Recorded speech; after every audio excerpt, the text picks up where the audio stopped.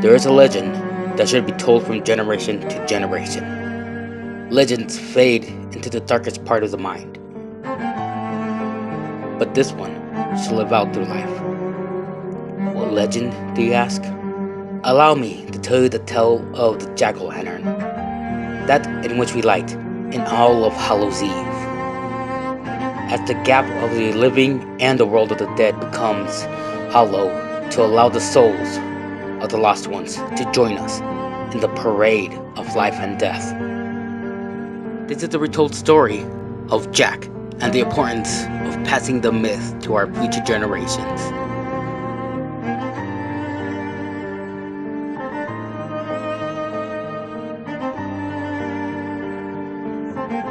There was once a village that had its citizens at peace and morals in the family. In this humble town was a man who dressed every day as if he were to visit the royal family, and is in business with many of the town's fine spirits and ware.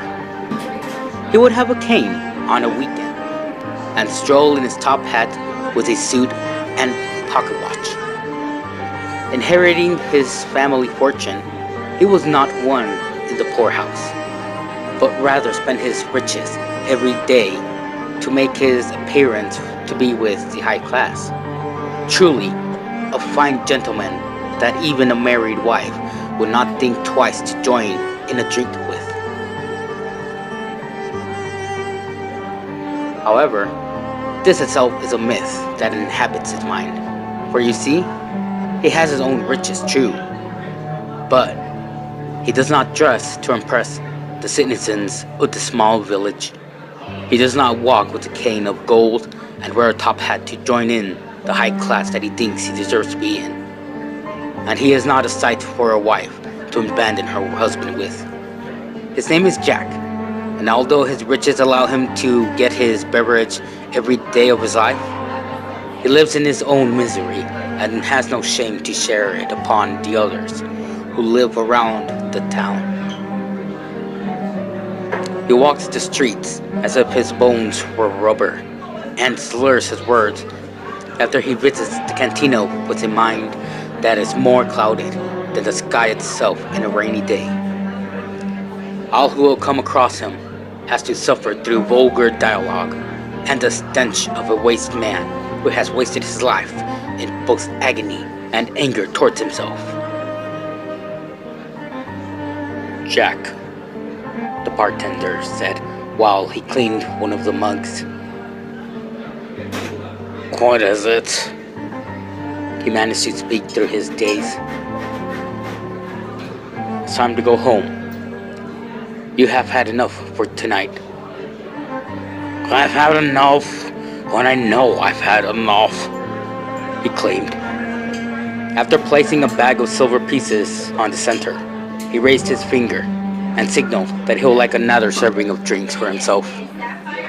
Grabbing the bag and counting the silver in the leather bag, he sighed and tossed it back to the drunken man. Not today, Jack.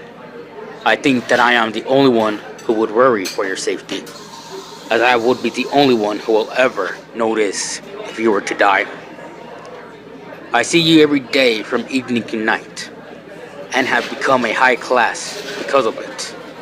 But today shouldn't be another day like the others. It's close to a special day, and we should pay respect to our ancestors, the man said, as Jack patted the countertop with one hand and laughed out loud with his head facing the ceiling.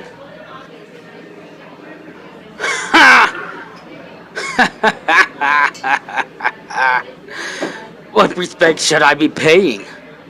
They're dead, and I'm alive, last I checked, he said as he took out 3 pieces out of his bag. Fine, but allow me to have at least one more drink before I head home. Before he drank what was inside the mug, he turned and held it above his head and called the attention of the other customers that night. Hear ye, hear ye!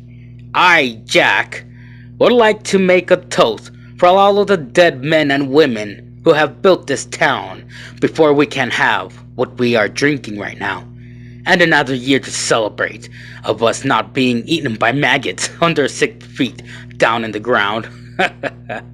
A toast! He said as he drank his mug and left, stumbling out the door. The men and women who stayed in the bar did not flinch, nor did they say a word as what the man proposed the toast left. Soon after he was gone from the door, mumblings and insults were finally being heard amongst themselves. The bartender shook his head slowly as he wiped the mugs that were used and served his other customers. Can you believe that man? No, he is not a man. He is a waste of human. Not even I, who doesn't know my father, would say such a thing about him in his grave. A man said, looking at the bartender. I agree with you.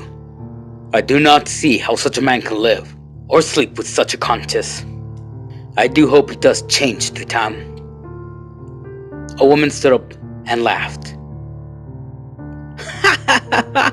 Change?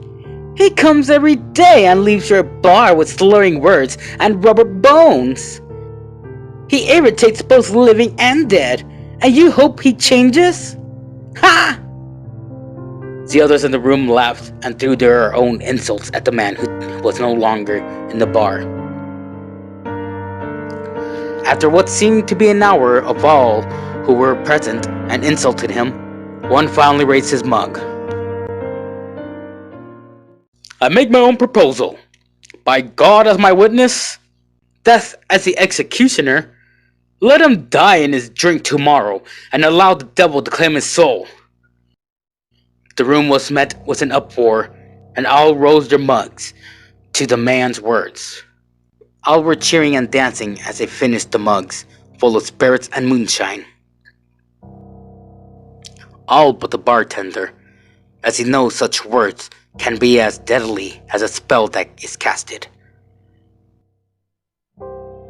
He may be miserable every day and keep to himself for all I care, but not even I would condemn such a man to such a fate, he thought to himself.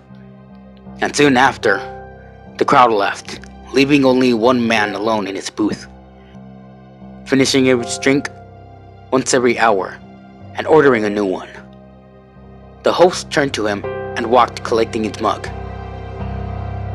Would you like another serving? You don't seem to be drinking as often as the others who come in here, or even order too much food that you leave some left, he said, impressed by the man, as he counted his pieces of gold and looked up. Well, I'm not one who drinks too often, as the dead walks the streets during this time of year, and I don't order too much food, as there are some creatures who lurk and hunt a stuffed man who is foolish enough to finish a feast as big enough to serve an army of men, said the man. Well then, will this be all for you? Well, I have eaten enough to satisfy my sleep, and I have drank enough to allow my night to pass with no hesitation of any kind. However, that man that the crowd has made a wish to see die, what was his name? Said the man as he paid his portion and ordered a new dish and invited the host.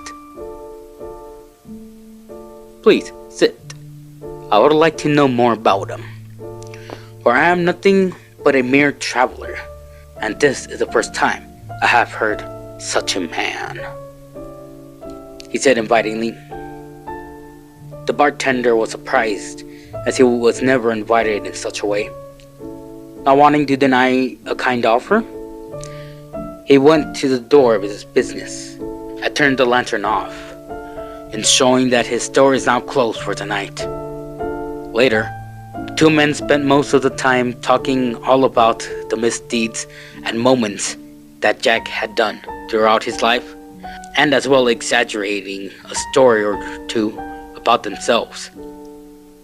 The gentleman felt amused and at ease, with all of the tales and other stories he was given. He got up from his place and tipped the host a handsome amount as a thanks and gratitude. After closing the doors behind him, he wandered off into the fog of the night. So, Jack is it? He said to himself as he faded and the night passed quickly.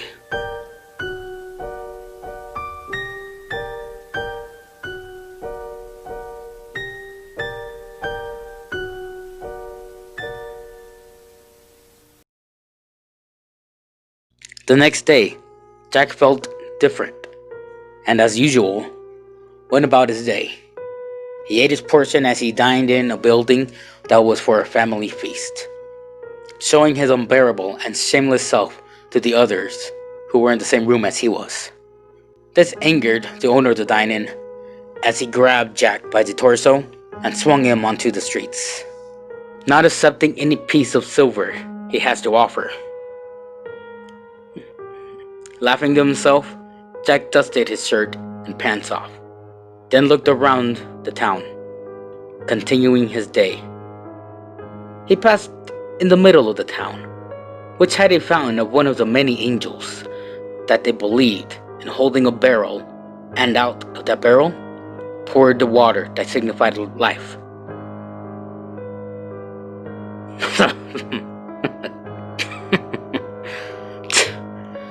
My fourth grandpa built that for you all. And this is the things I get? To hell with it. He stated as he spit at the ground of the fountain.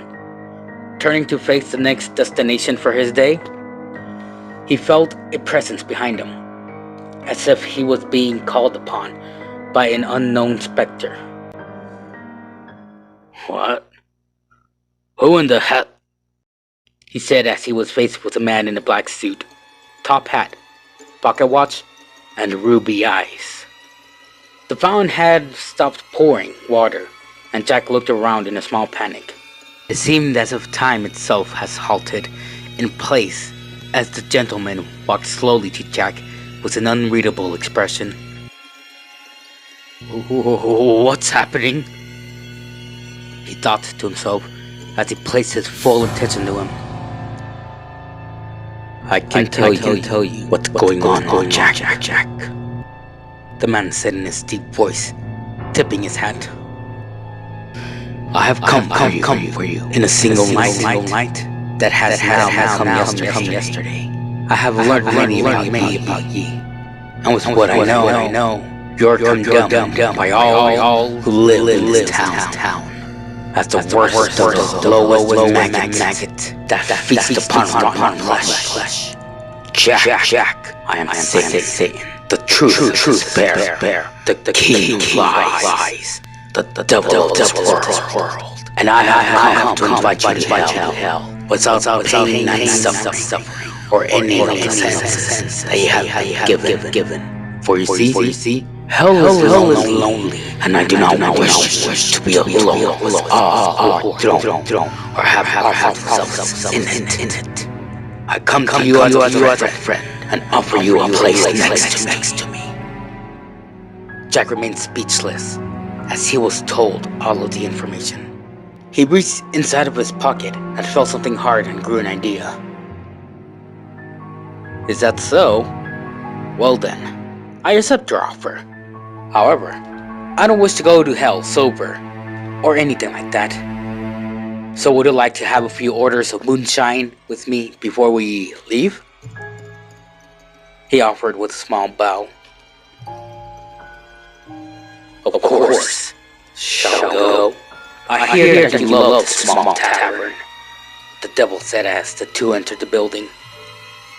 Taking a seat, the bartender looked to Jack, then to the man who invited him to a feast the night before.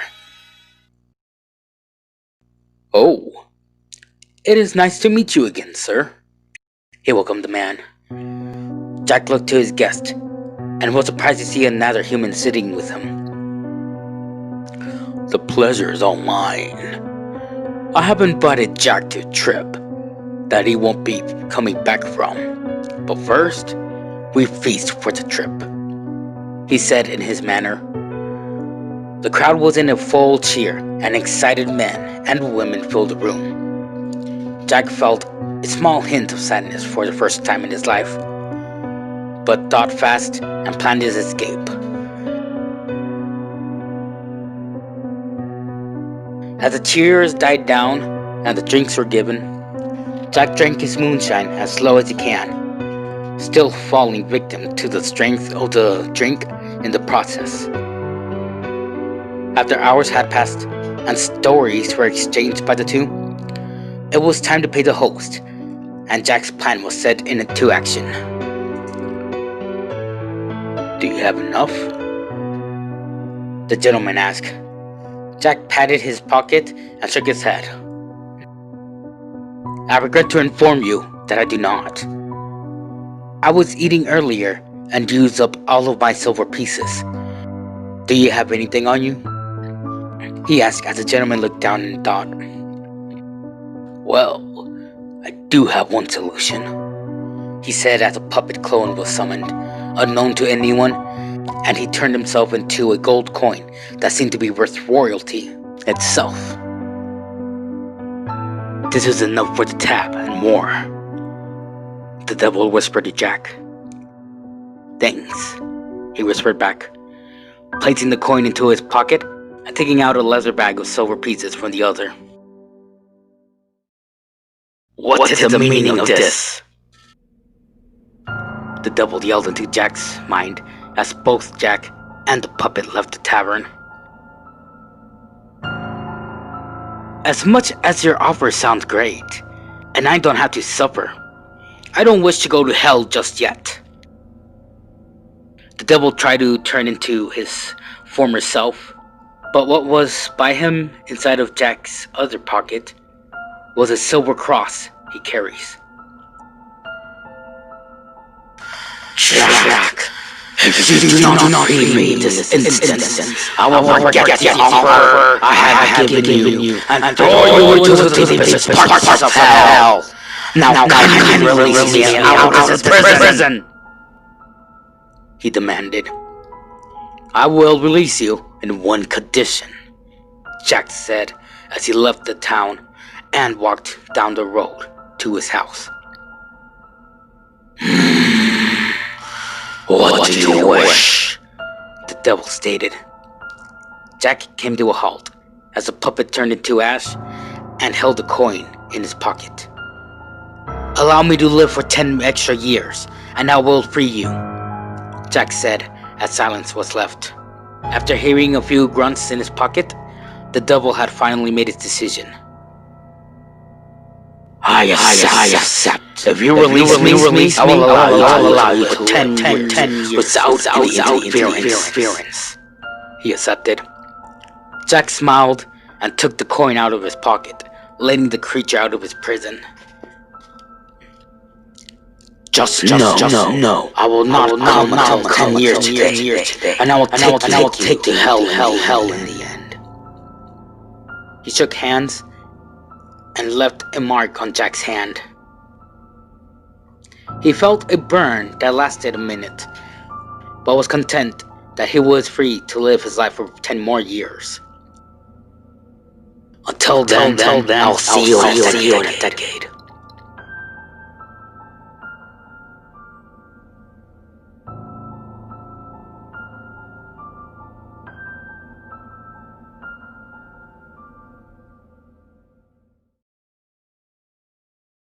The years has passed as Jack lived the same life, and the new generation has lived and moved out of the town. Jack, not caring, left the bar that was owned by the same host and stumbled to the ground near the forest that led to a farm and to his home. Not being able to see what was in front of him, he wiped his eyes and through the blurs saw a man who he was all too familiar with.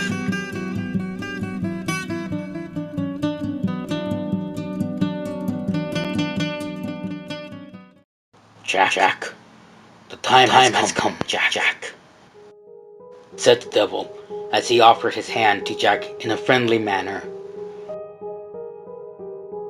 Hell is lonely without you. And all this time, I felt lonely. I would like your company. Are you ready to join me? The devil stated as he neared Jack. Since the moonshine was still in control, he tried to make a plan quick, and regretted to not have his cross with him. Okay, let's go take a walk then, he said as the two went through the forest.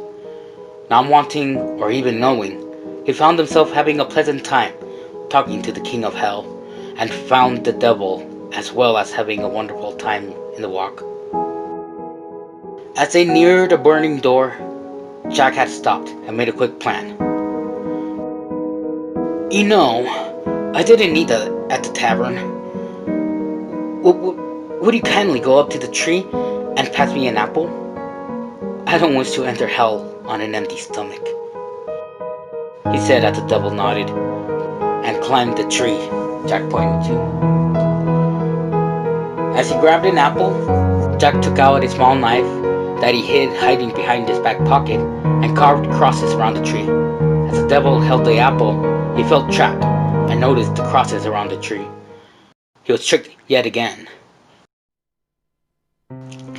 Damn you, Jack! You have tricked me once again!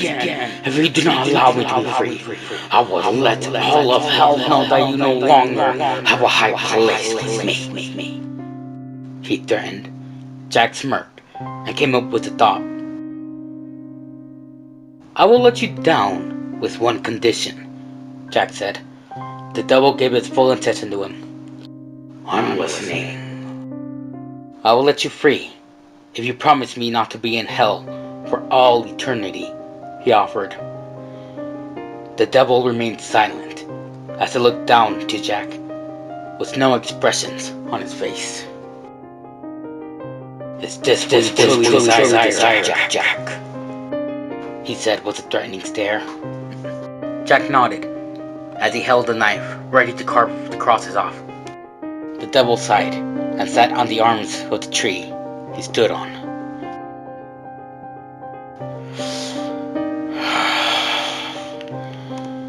Be careful what you wish for, Jack. A man like you has only one place, and one place alone. I grant your wish, but we will miss you dearly, he said as Jack smiled and began to carve the crosses off.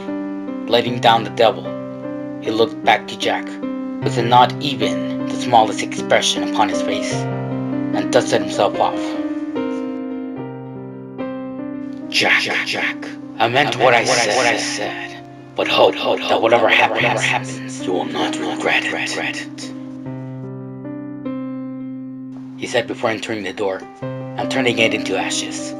Jack smiled and walked home, only to live for a year and passed away in his sleep. Up in heaven, Jack was on his knees, begging for forgiveness and begging to be led into heaven.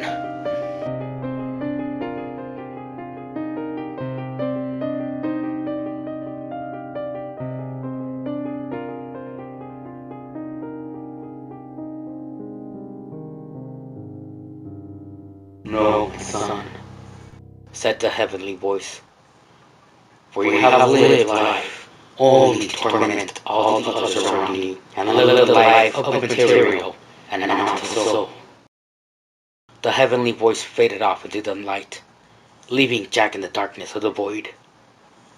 He looked around and threw himself into what seemed a burning door, with screams of pain and the blood of the wicked coming out from it.